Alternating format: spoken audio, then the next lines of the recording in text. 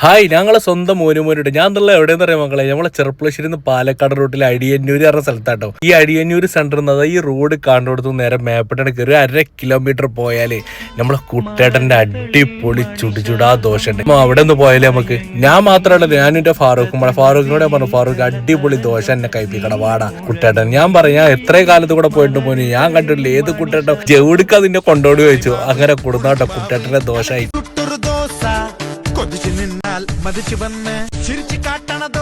അതെ മക്കളെ, ഇതന്നെ കേട്ടോ കുട്ടേട്ടന് 30 വർഷമായിട്ടോ ഈ കട തുടങ്ങിയിട്ട്. 30 വർഷമായി.